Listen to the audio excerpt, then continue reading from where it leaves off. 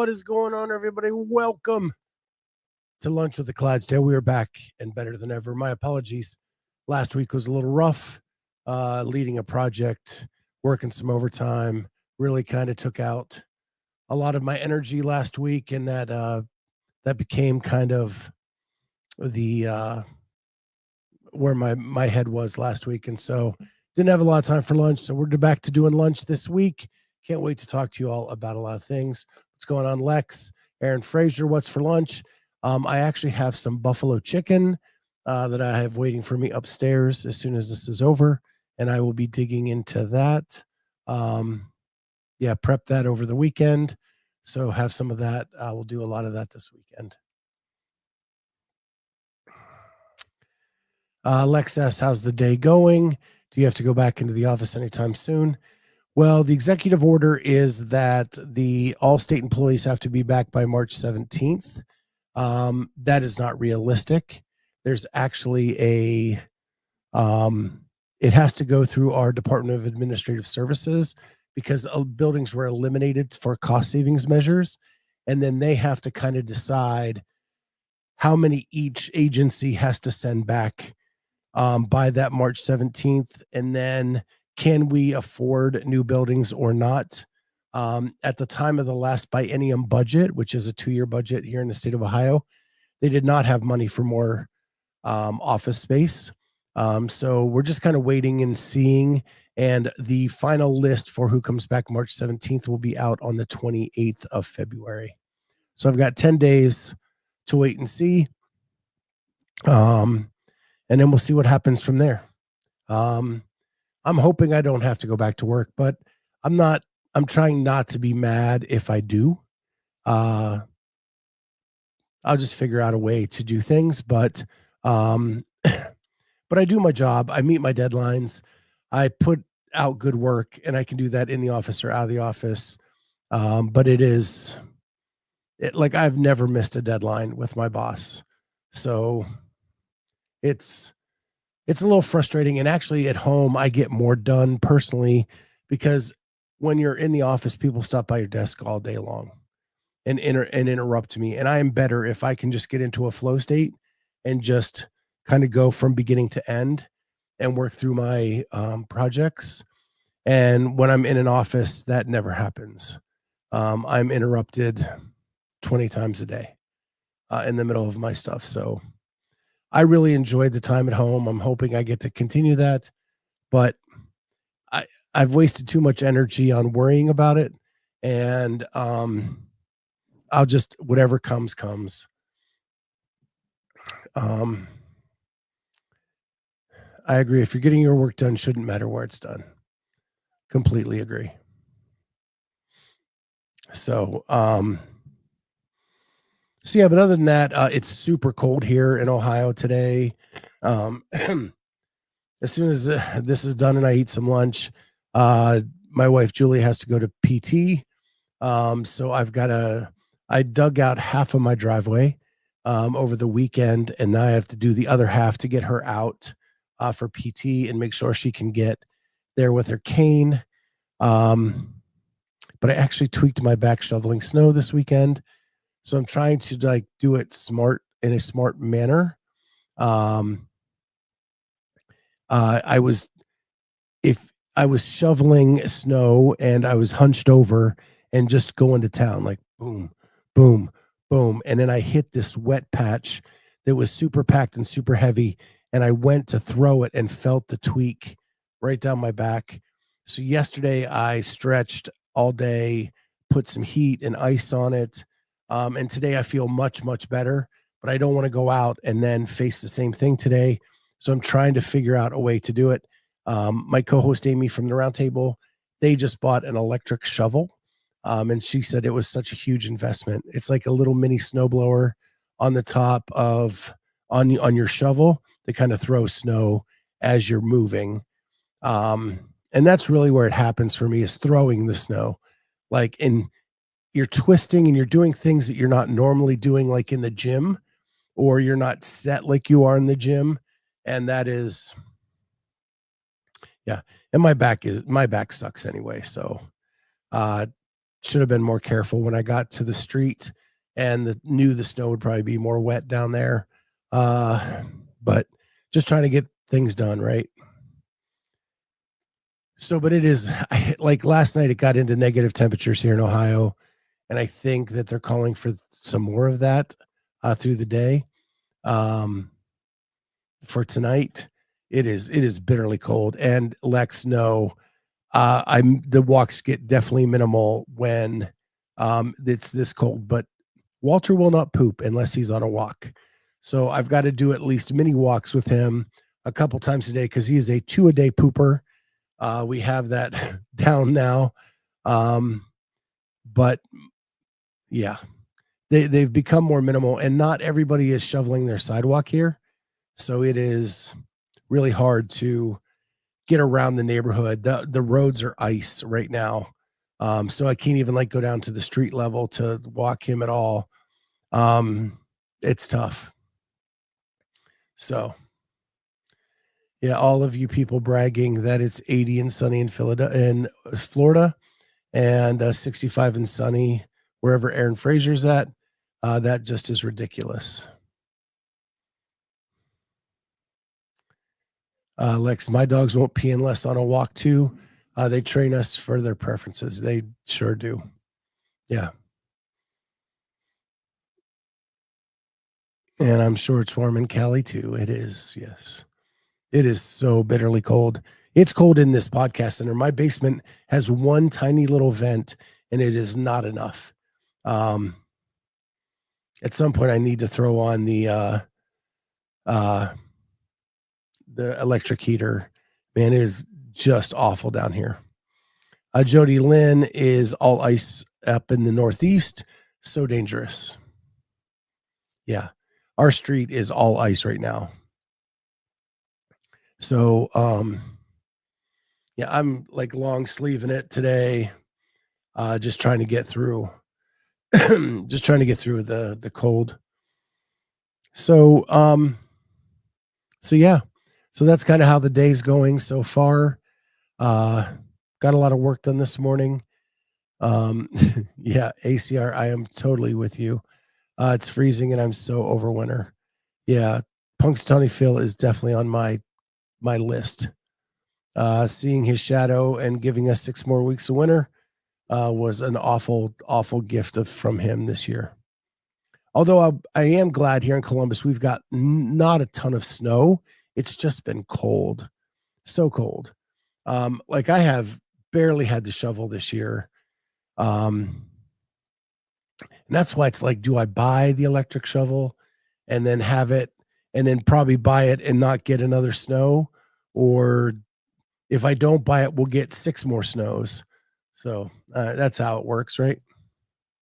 You buy gas and then the price drops tomorrow.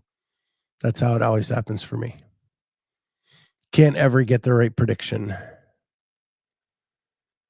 So the first thing I just wanted to chat about is I watched this video yesterday. It's from the Buttery Bros. It is, I woke up during heart surgery. And I'm not here to get into a political conversation about this show. But what it did for me is what I found out is Marsten Sawyers went through AFib just like I did. And they walk through what happened to him during that process and the steps they took with medication, and eventually he had a heart ablation, which for me is the next step if the medication doesn't work. So I am in the let's see if the medicine works stage. Marsten went through that, what seems to be a year ago, where they put him on medication to see if that worked. And then when he went to have the hair transplant surgery, his heartbeat was all over the place. They almost did not perform the surgery because of that. And then when he got back, he went back to his cardiologist, and they determined that his arrhythmia or atrial fibrillation, AFib, was back, and they were going to need to take steps to correct that. What was really cool about it is, one, for the first time, I didn't feel alone in this process, because he questioned it like, I do all these workouts, I do all this, I eat right, I do all these things, and yet this is still happening to me. Why is this happening? And I've had those same questions go through my head. Why did this happen to me at one of my most healthy moments in my life? So the other thing is I had the option at the cardiologist last time to try the medicine or go for the ablation, and I chose the medicine. But now I got to see what the ablation is and how it works. And they walked through those steps and almost gave you like a worst case scenario, because they had to wake up Marsten in the middle of the surgery because they couldn't find his regular heartbeat to be able to burn the sensors to get everything back in regular sinus rhythm. And so they had to wake him up. And then when they woke him up, they found it and said, hey, we found it. Can we go ahead with the procedure? And they did it while he was awake. And he kind of described what that felt like. And so while it wasn't optimal and it wasn't what I would want, it is something that is doable in a worst case scenario. Hopefully, if that does happen to me and I have to have it, that I won't have to be woken up during the surgery. but yeah, it was really cool seeing someone else in the space that I live and work in go through the exact same thing that I have gone through for the last year plus. According to him, this has been something he's been dealing with since probably 2021.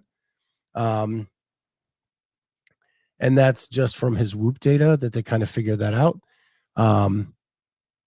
But the sensations he was feeling prior to it being discovered are the same things I felt prior to mine being discovered, and so on. So it's really cool that I got to see that personally. Just selfishly, it made me feel much more at ease. And I think they did a really good job with the video overall. There's going to be some politicalness in this video if you choose to watch it. I'll just prep you for that. I didn't want to get into that today because it's more about how I connected with the story that I wanted to talk about today. And everything else is more speculation than fact. And so I just want to leave it at that. So if you choose to, if you're curious about what AFib is, it's a great documentary to kind of go through that. And it's 19 minutes long. It's a quick one. And one of the better Buttery Bros videos I've seen in the last few months, years.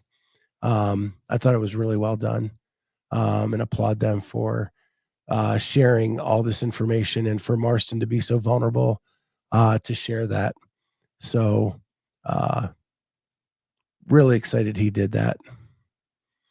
While I'm promoting other things, this is something we've talked about on our Sunday night show, which if you did not see the Sunday night show, you need to go watch this week. What a great conversations we had on there.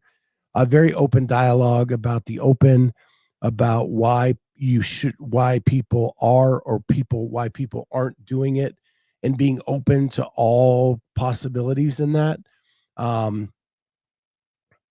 I think it was a great discussion. And we also got a perspective from Carolyn about when she did an open announcement with Caroline Reason-Thibault back in the day, and what that was like, which is awesome. So it's a great episode. You should check it out. It's one of the best ones we did. We actually do a rundown every week.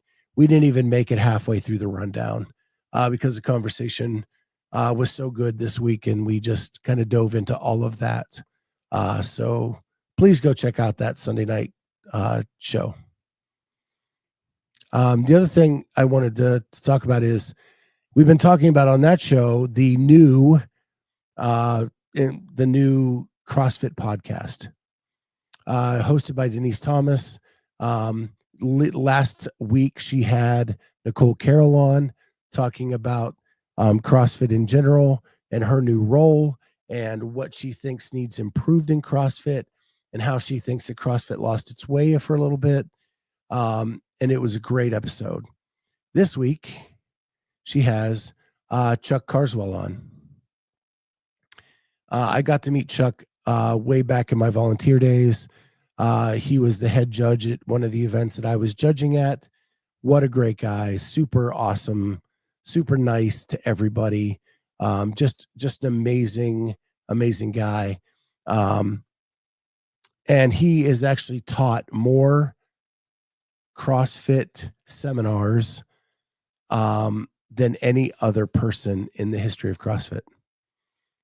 So he is the most experienced seminar staff member that they have. And they're really talking about his history and how I've only gotten, you can see where the red line is. That is where I've gotten to in the podcast so far. And it's really about his history and how he finds CrossFit and why he started to believe that it was the most effective way to gain fitness. But it's really interesting because Denise is forcing him to use his own words to describe why. And I love that. I love that it's, because us in the space know all of the definitions, right? Where when he's using his own words, someone that may not be from the CrossFit space is now learning more about what CrossFit is. And I love the way that she's doing that and approaching that with him. And I think it's very effective if you're trying to reach people outside the space. And the way YouTube is today, you can share little snippets of things. I think that's going to be truly effective if that's the path that they continue to go down. So if you haven't seen this, make sure to go out and check this out. We'll probably talk about it more on our regular big shows. But yeah, I'm just telling you, it's good. Check it out. And we've talked about the Nicole Carroll one. And that one is fabulous. Go check that one out as well. So now for a little bit of fun stuff. I was really busy over the weekend, and we had the Sunday night show that went right over SNL 50. We talked about it briefly on the Sunday night show about the SNL 50, but I was a huge Saturday Night Live fan growing up. I told the story of when I was a bouncer at a bar. We used to record Saturday Night Live on VHS tape, set the old VCR, and when we were done with our shift, we would come up to my apartment, grab a few beers, sit down and watch Saturday Night Live just to kind of unwind after our shifts on a Saturday night. It has been one of my favorite things in my life that I have watched and garnered. And I even told the story Sunday night as well that I have dressed as 3 different characters from Saturday Night Live for Halloween over my adult life. And so I was so excited to see this show. And yesterday I caught up on everything. I watched the Friday night concert. I watched the special they did on Sunday night. It was fabulous. I thought they did an amazing job. ACR says, did you watch the prison one? I forget the name of the bit. I did. And the reason, I watched everything. So the answer first is I've watched everything. But Eddie Murphy, to me, is the greatest cast member to ever come out of Saturday Night Live.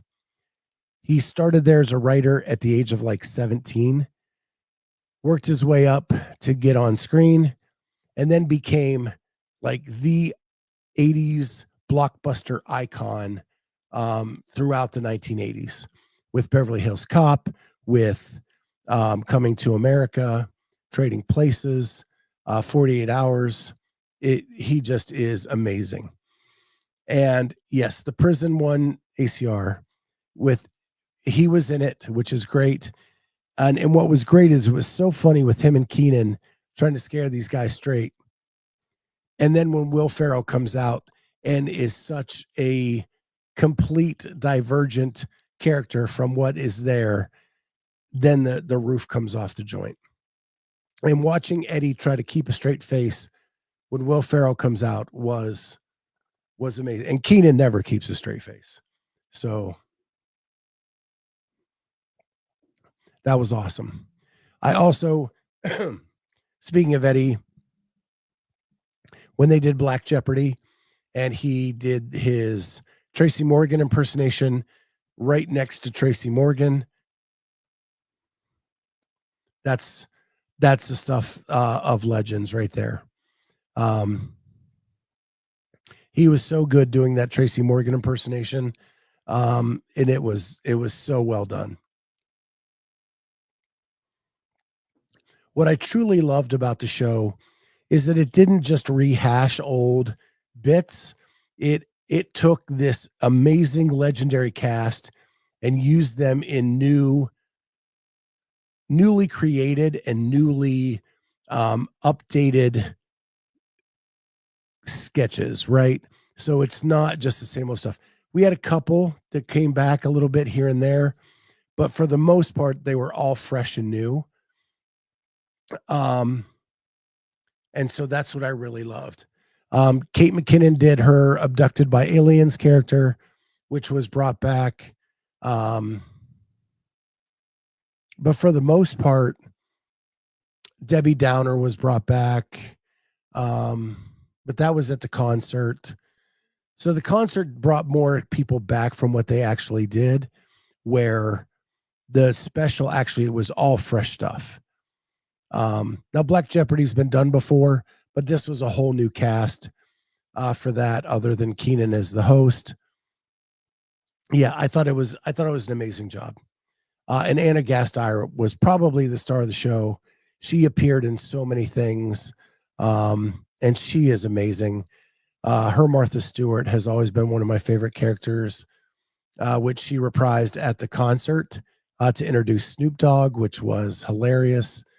Yeah, the concert was good too. If you love music and all kinds of music, the concert on Friday night was amazing. Cher blew my mind. Snoop Dogg was amazing. They did a Nirvana reunion with Post Malone as the lead singer, which was fabulous. And most of this stuff you can actually find in clip version on YouTube now. But my wife and I sat down, really just binged through the whole Saturday Night Live weekend yesterday in our holiday day off, because it was so cold here and snowy. So we just decided to kind of chill. But highly recommend it. It was so cool to see all the old stuff, the old faces, the nostalgia. Amazing. If you ever were a Saturday Night Live fan, you should check that stuff out.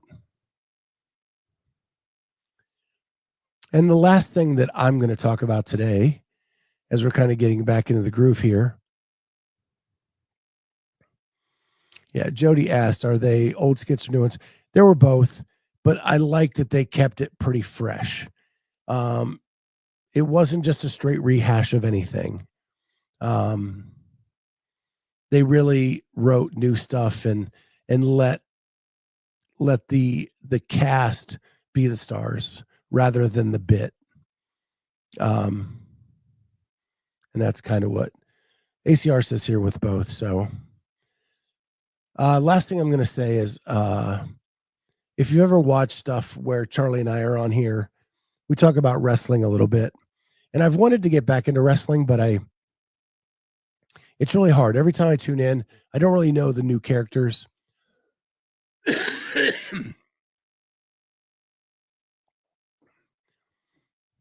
So it's hard for me to follow the storylines.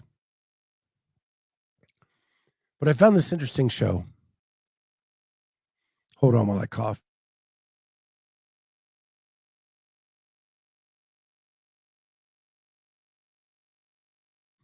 I found this new show. I'm going to share my screen.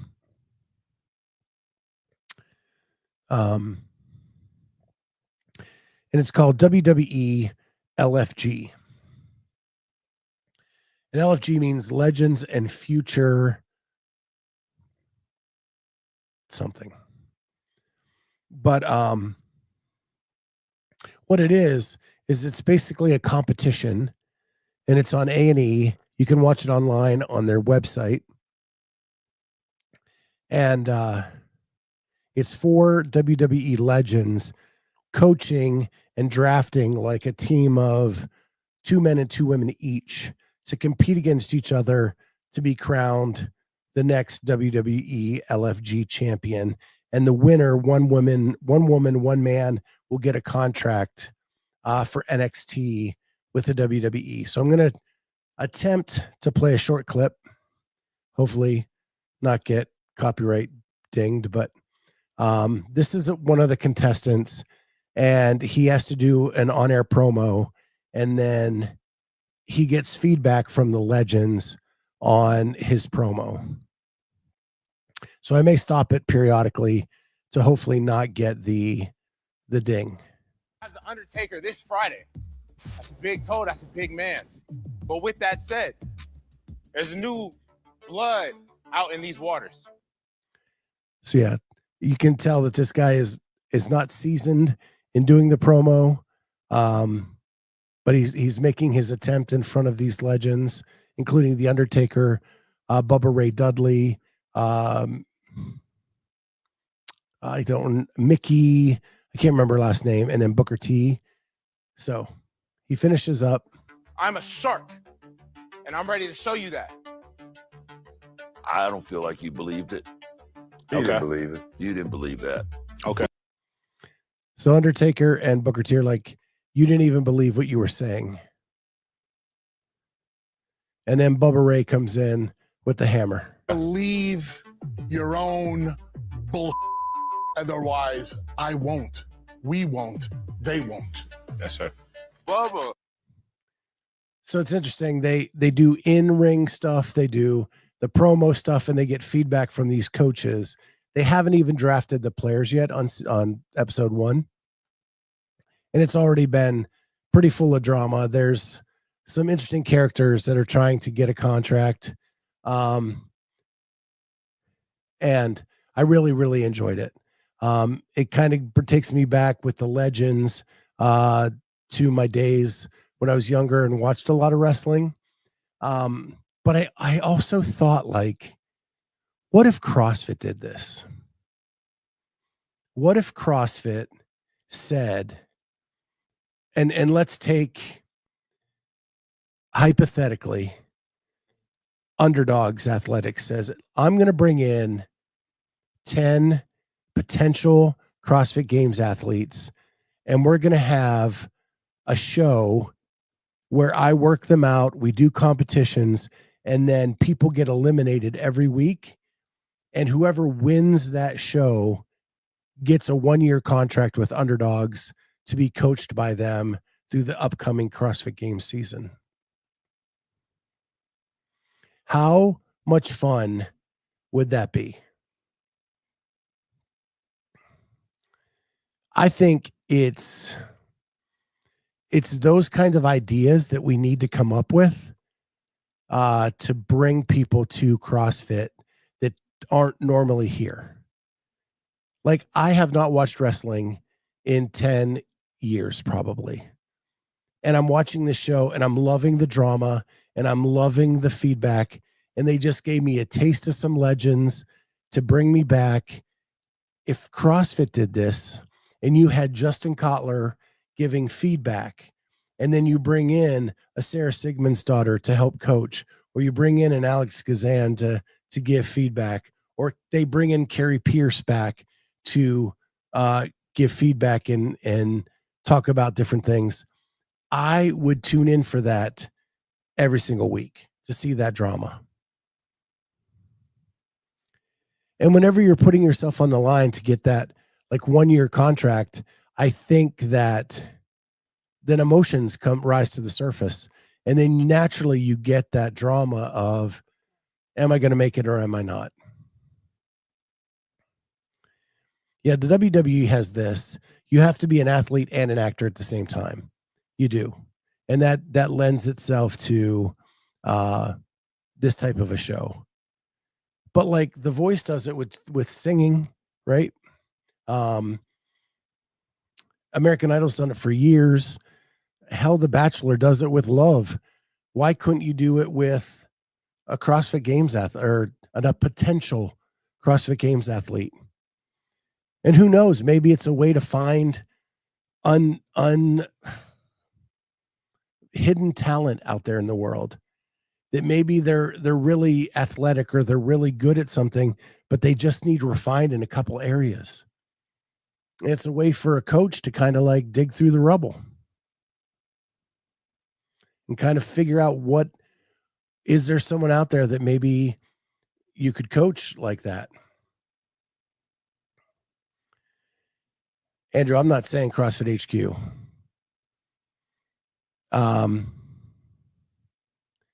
I'm saying like if I'm Underdogs or if I'm TTT or if I'm HWPO or Proven or do my own little thing, do my own show to recruit someone to be a member of my training camp.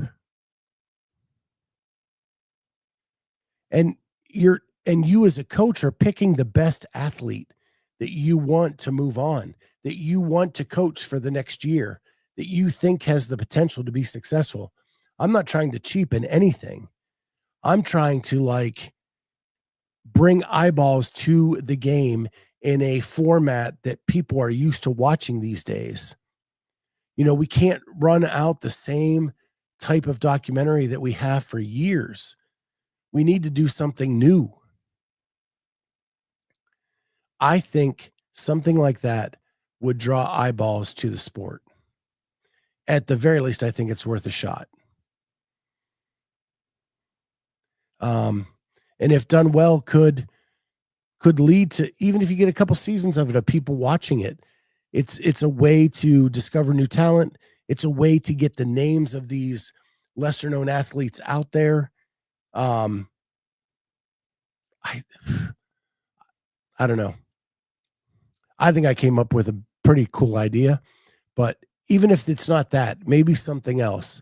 I just keep looking around and I see all these shows where we're like narrowing down this field to one person who gets all of this. Why can't we do that in the CrossFit space at not an HQ level, but at a training camp level? And you get to work with that training camp for the upcoming year.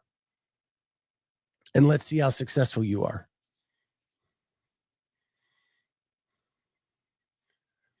Just a thought. Couple pennies of my thought out there.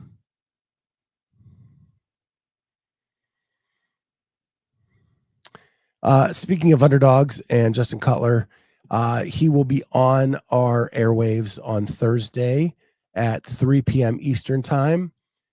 And we'll ask him what happened with Ricky.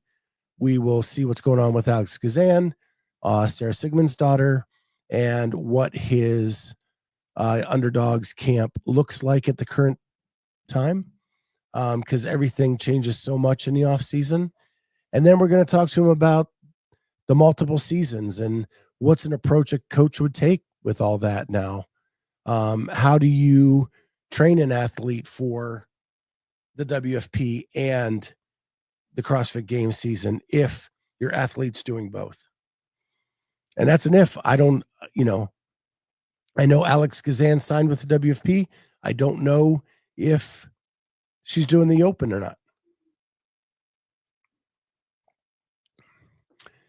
And he's also had affiliations with the PFAA. I have some questions for him there. So I think it's going to be an interesting conversation. So make sure to check that out. Justin Cutler with us Thursday afternoon, 3 p.m. Eastern time, noon Pacific. Other than that, I'm going to let you go. I got to get back to work. With that, time to get back to work, you hooligans. Lunchtime is over. See you guys tomorrow. Peace out.